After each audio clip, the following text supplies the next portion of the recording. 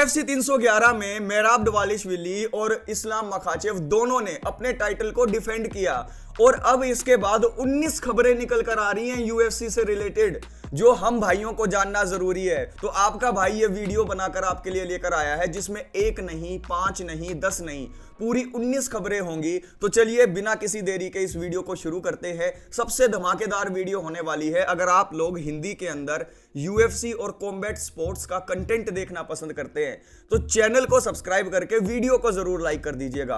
पहली news Alex Pereira से निकल कर आ रही है। एलेक्स परेरा और मागोमेड एनक्लेव की जो टाइटल फाइट है वो UFC 313 के लिए फिक्स हो गई है। यहां पर अप्रैल के महीने में UFC 313 आएगी और finally Alex Pereira versus Magomed Ankalaev जो सभी देखना चाहते थे वो फाइट फिक्स हो गई है। और दूसरी खबर इसके को-मेन इवेंट की है। को-मेन इवेंट में जस्टिन गेची वर्सेस डैन हुकर की फाइट फिक्स कर दी है। लाइट वेट डिवीजन में 5 राउंड की ये फाइट होगी। तो यहां पर UFC 313 काफी स्टैक्ड हो गया है। अब आप मुझे बताएं कि एलेक्स परेरा और मागोमेड एनक्लेव में से जीतने कौन वाला है और को-मेन इवेंट में जस्टिन गेची और डैन हुकर में जीतने कौन वाला है। अगर आप मुझसे पूछे तो मुझे अभी पलड़ा भारी लग रहा है डैन हुकर का। तीसरी न्यूज निकल कर आ रही है इलिया टोपुरिया से। इलिया टोपुरिया ने चैलेंज दे दिया है इस्लाम मखाचेव को।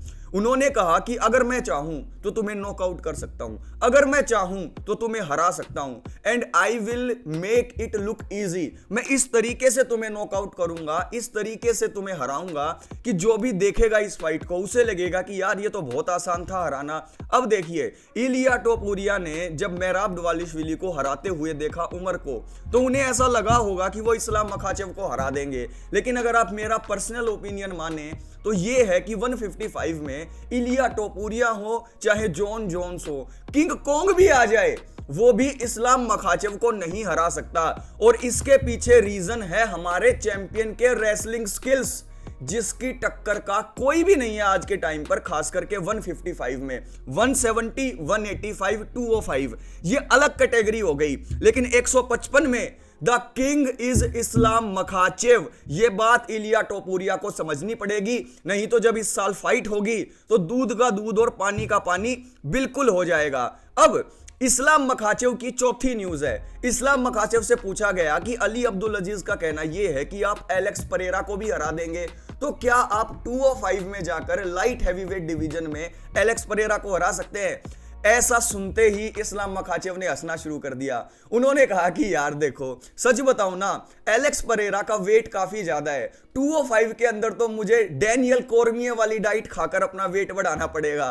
तो यहां पर इस्लाम मखाचेव ने कहा कि 205 is too much for me. अगर मैं चाहूं तो 170 में मूव अप कर लूं, अगर मैं चाहूं तो 185 में मूव अप कर लूं। लेकिन अगर आप बात करते हैं एलेक्स परेरा और लाइट वेट डिवीजन की तो वो कुछ ज्यादा हो जाएगा। और मैं इस्लाम की इस बात से एग्री करता हूं। मेरे भाइयों, क्या आपको लगता है कि 170 और 185 तक तो ठीक है, 205 में भी इस्लाम कुछ कर सकते हैं? कमेंट करके बताइएगा। पांचवी न्यूज मेराब दवालिशविली की है। मेराब दवालिशविली ने एक ऐसा रिकॉर्ड बना लिया है जो UFC में अब टूटना लगभग नामुमकिन है। UFC में अगर आप देखो तो सबसे ज्यादा जो टेक डाउन थे वो जॉर्ज सेंट पियर के थे 90। GSP ने 90 बार अपने अपोनेंट को ओक्टागोन के अंदर टेक डाउन किया हुआ था। मेराब दवालिशविली के 85 टेक डाउन थे। जैसे ही वो उमर के साथ फाइट करने आए तो उन्होंने उमर को 5 बार टेक डाउन कर लिया और GSP का 90 टेक डाउन वाला रिकॉर्ड अपने नाम कर लिया। तो मेराब दवालिशविली अब greatest of all time bantamweight तो बनी गए हैं, लेकिन साथ ही साथ उन्होंने GSP का रिकॉर्ड तोड़कर मोस्ट टेक डाउन्स इन UFC हिस्ट्री अपने नाम कर लिया है। यह कोई छोटी मोटी बात नहीं है। और दोस्तों, अपने भाइयों के लिए भी वीडियो बनाना छोटी मोटी बात नहीं है। इस वीडियो को लाइक जरूर कर दे। छठी न्यूज निकल कर आ रही है हमजत चिमाएव से। हमजत चिमाएव ने इस्लाम मखाचेव और हबीब को वार्निंग दे दी है।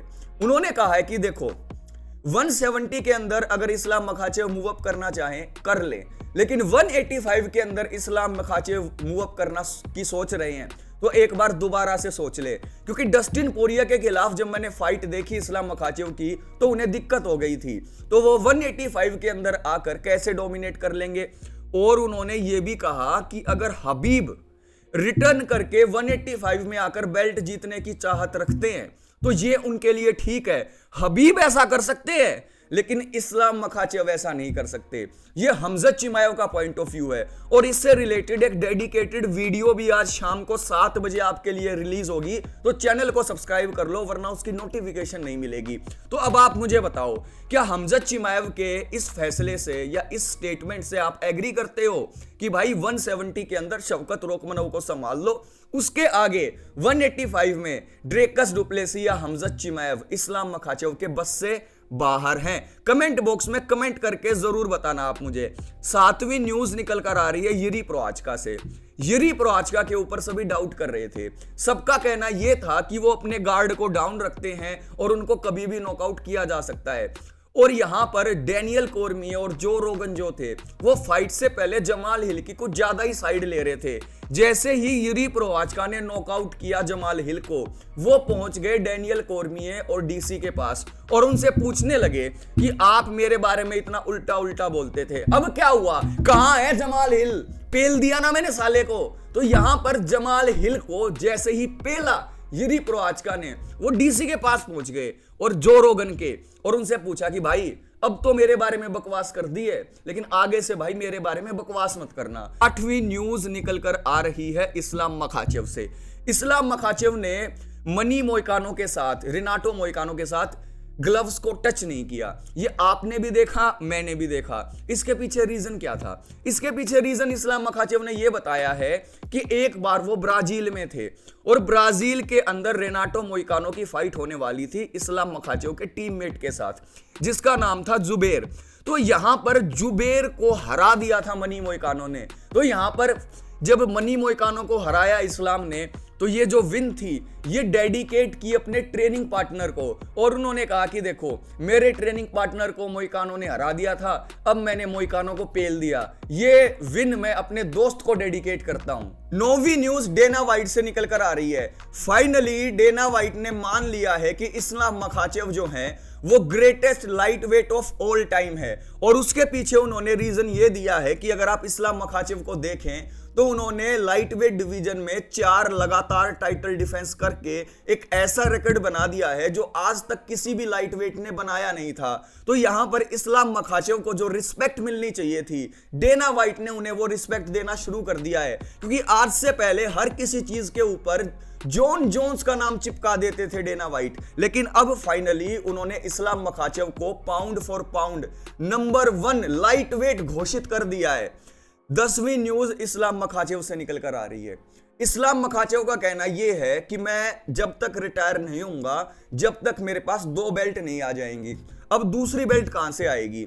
इस्लाम मखाचेव का कहना यह है कि मैं 170 के अंदर फाइट नहीं करना चाहता हूं। अगर बिलाल मोहम्मद चैंपियन है तो यहां पर वो 185 के अंदर मूव अप करने की सोच रहे हैं। इस्लाम मखाचेव ने कहा कि डेना वाइट अगर मेरे पास आज के टाइम पर कॉन्ट्रैक्ट भेज दें कि ड्रेकस डुप्लेसी के साथ फाइट करनी है, तो मैं डीडीपी के साथ फाइट करने के लिए कॉन्ट्रैक्ट को साइन कर दूंगा। तो अब आप मुझे बताओ, तो आपको लगता है इस्लाम मखाचेव डीडीपी को हैंडल कर लेंगे? जो वेट डिफरेंस है और जो साइज डिफरेंस है, क्या वो इस्लाम मखाचेव के लिए मैटर नहीं करता? देखिए, मेरा ऐसा मानना है बिलाल मोहम्मद के चक्कर में इस्लाम मखाचेव अपने फ्यूचर के साथ खेल रहे हैं। भाड़ में जाए बिलाल मोहम्मद, उसको एक मौका दो। शवकत रोकमनव से वो हार जाएगा, मुझे ऐसा लगता है, लेकिन अगर शवकत रोकमनव को वो हरा देते हैं तो भाई आप यकीन मानो 185 के अंदर इस्लाम मखाचेव जाएंगे और वहां पर उस टाइम पर ड्रेकस डुप्लेसी को हराकर हमजत चिमाएव चैंपियन बन गए होंगे। फिर इस्लाम के सामने ऑप्शन आ जाएगा, या तो आप अपने दोस्त बिलाल के साथ फाइट करो, नहीं तो 185 में आप नए चैंपियन हमजत चिमाएव के साथ फाइट करो। और मेरा तो ऐसा मानना है हमजत चिमाएव के तो आसपास भी नहीं फटकना चाहिए इस्लाम मखाचेव को, खासकर 185 में उनको बिलाल मोहम्मद के साथ ही फाइट कर लेनी चाहिए, आपस में म्यूचुअल एग्रीमेंट करके। 11वीं न्यूज अरमान सारुकियान से निकल कर आ रही है। अरमान सारुकियान का कहना यह है कि डेना वाइट ने मुझे नंबर 1 कंटेंडर बनाने के लिए मना कर दिया है। डेना वाइट ने साफ ये बोल दिया था कि अरमान सारुकियान जो है उन्हें टाइटल शॉट नहीं मिलेगा। तो यहां पर अरमान सारुकियान का कहना यह है कि मेरी और चार्ल्स ओलिवेरा की 5 राउंड की एक फाइट करा दो नंबर 1 कंटेंडर के लिए। ऑनेस्टली अगर आप मुझसे पूछो ना, तो चार्ल्स ओलिवेरा की फाइट अरमान सारुकियान के साथ भी यूएफसी नहीं करवाएगी। यूएफसी अब चार्ल्स ओलिवेरा और इलिया टोपुरिया की फाइट करवाएगी नंबर 1 कंटेंडर के लिए। तो यहां पर अरमान सारूकियान अब टाइटल पिक्चर से बिल्कुल बाहर हो चुके हैं। जिस तरीके से उन्होंने अपनी सीक्रेट मूव दिखाई है कि बिल्कुल लास्ट मोमेंट पर पुल आउट कर लिया, तो यहां पर जो यूएफसी है वो दोबारा से रिस्क नहीं लेना चाहती और उन्होंने अरमान सारूकियान को बोल दिया कि हमने हाथ जोड़ लिए हैं आपके सामने, हमें आप नंबर 1 कंटेंडर नहीं चाहिए।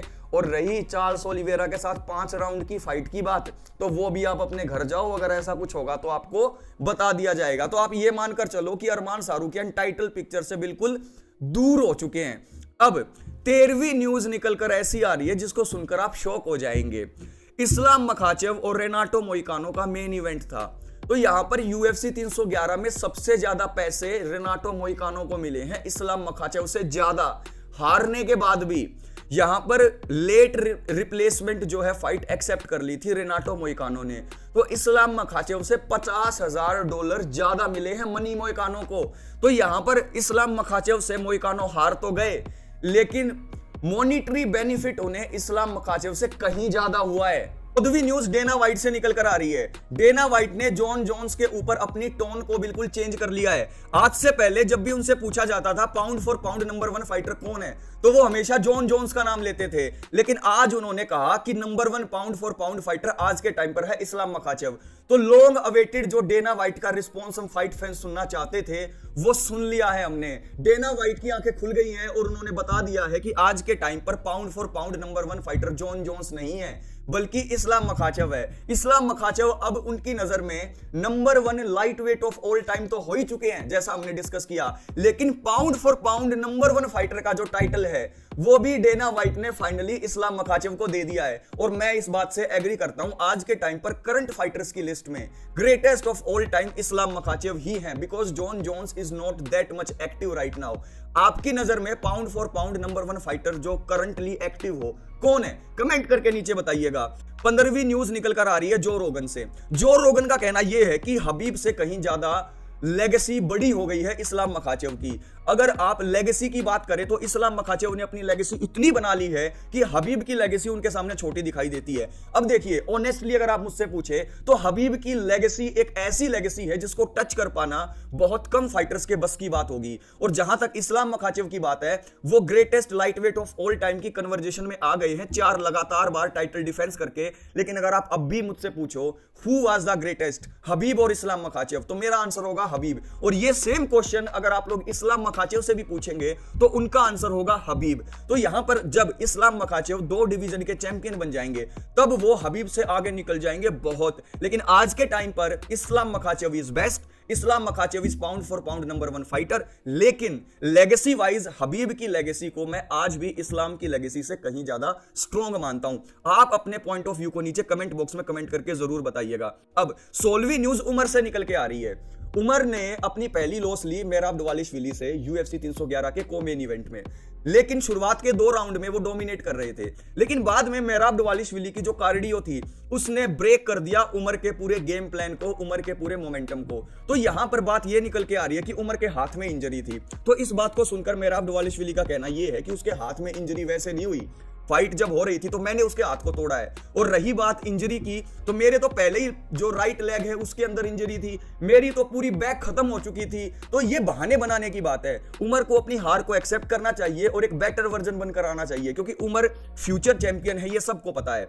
जो नेक्स्ट न्यूज 17वीं न्यूज निकल के आ रही है वो आ रही है डैनियल कॉर्मिये और चेल सनन से। डैनियल कॉर्मिये और चेल सनन जो हैं वो अल्टीमेट फाइटर 33 के कोच बन गए हैं। ये एक रियलिटी शो होता है जिसको यूएफसी होस्ट करती है और यहां पर अल्टीमेट फाइटर का 33वां सीजन आ गया है। एक तरफ कोच होंगे चेल सनन, एक तरफ कोच होंगे यहां पर डैनियल कॉर्मिये, और यहां पर ये दोनों कोचेस मिलकर अपनी टीम्स को ट्रेन करवाएंगे और इस शो के ये हेड कोच होंगे। तो देखने में मजा आएगा भाई, दोनों के पास टाइम होगा और जो फाइटर्स होंगे वो इन दोनों कोचेस से सीखेंगे बहुत ज्यादा। 18वीं न्यूज निकल कर आ रही है पेटन टैलबट की तरफ से। ये एक अनडिफिटेड फाइटर थे और जब इनकी फाइट यूएफसी 311 के अंदर फिक्स हुई थी रेयोनी बार्सिलस के खिलाफ, तो ये -1200 फेवरेट थे। लेकिन अनफॉर्चुनेटली एक बहुत बड़ा अपसेट हो गया और रेयोनी बार्सिलस ने डिस्ट्रॉय कर दिया पेटन टैलबट को और इनको अपने लाइफ की पहली हार देखने को मिली है और लोग इनको अब चारों तरफ से ट्रोल करने पर लगे हुए हैं। 19वीं न्यूज निकल कर आ रही है इलिया टोपुरिया से। इलिया टोपुरिया ने मेहराब दवालिशविली को मैसेज दिया है और उन्होंने मैसेज में यह कहा है कि जिस तरीके से तुमने उमर को हराया है, तुमने हमारा जॉर्जिया का सिर गर्व से ऊपर कर दिया। और उनका कहना यह भी है कि दगिस्तानी रेसलिंग को जब सामना करना पड़ता है जॉर्जियन रेसलिंग से, तो दगिस्तानी रेसलिंग टिकती नहीं है। तो आप मुझे बताओ, क्या जॉर्जियन रेसलिंग बेटर है या दगिस्तानी रेसलिंग बेटर है? इससे भी रिलेटेड एक वीडियो आपके लिए आएगी, तो चैनल को सब्सक्राइब करके वीडियो को लाइक कर देना। तो दोस्तों, आज के इस वीडियो में हमने 1 नहीं, 5 नहीं, 10 नहीं, पूरी 19 अपडेट को कम से कम टाइम में अपने भाइयों के साथ डिस्कस किया। और ऐसी वीडियोस आपको और कहीं नहीं मिलने वाली है। तो हिंदी के अंदर यूएफसी और कॉम्बैट स्पोर्ट्स के कंटेंट को अगर आप एंजॉय करना चाहते हैं तो चैनल को सब्सक्राइब करके वीडियो को लाइक कर देना। नेक्स्ट वीडियो में मिलता हूं, तब तक के लिए take care and most important बात, कीप इंस्पायरिंग योरसेल्फ।